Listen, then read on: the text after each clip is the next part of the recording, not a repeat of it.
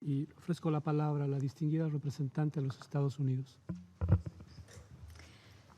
Thank you, Mr. President. I want to first begin by giving our thoughts and prayers to the people of China, as well as to the school tragedy that we've heard this morning. I know that facts are still coming in, but just from what we're hearing so far, it's heartbreaking. So just know that the United States stands with you in prayer for not only the students, but the families as well.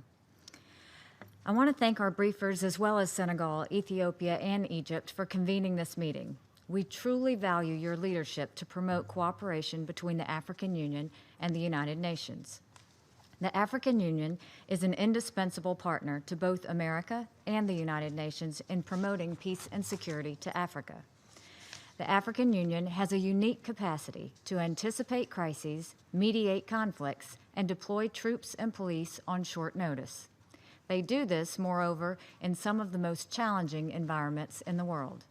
We applaud the increasing leadership the AU has exercised in contributing to peace operations and battling terrorist and insurgent groups. In Somalia, the AU quickly deployed to provide security for a fledgling government in 2007. A decade later, thanks to the bravery and courage of the AMISOM troop and police contributing countries, Somalia is on a gradual path towards stability and peace. In Darfur, the AU partnered with the UN to stabilize a complex conflict. Across the continent, the AU is partnering with sub-regional organizations and countries to respond to emerging and complex threats, from tense electoral transitions in West Africa to Boko Haram in the Lake Chad Basin. We value our cooperation with our African partners. It is in the interest of all of us to work for peace and prosperity in Africa. So the question is not will the AU Peace and Security Council and the UN Security Council continue to improve our cooperation. The question is how we can best work together to promote peace and security. Progress has been achieved thanks to the work of both organizations, but there is much more work to be done.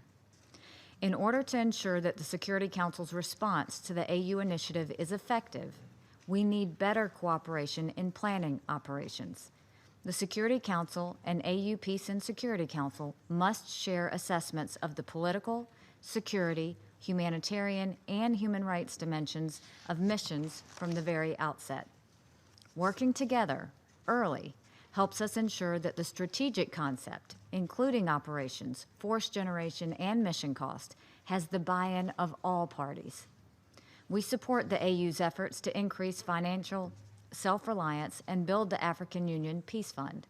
We look forward to working with AU member states to identify non-trade mechanisms for greater self-financing.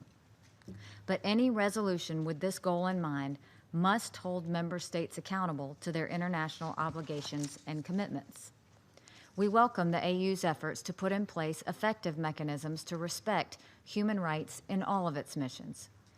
Ensuring respect for human rights and accountability for those who violate these rights is essential, not just for AU-UN cooperation, but to preserve the trust between troops and the communities they are supposed to protect.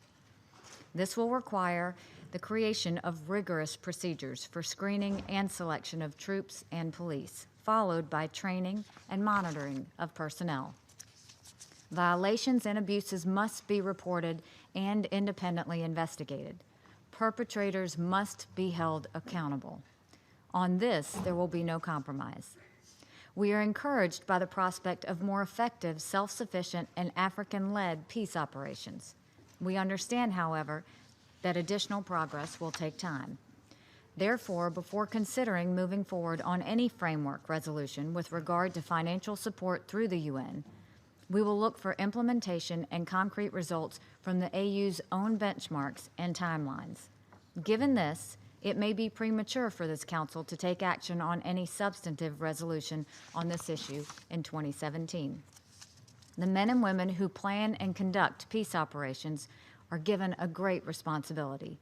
People in the most vulnerable of situations rely on them for their safety, often for their lives.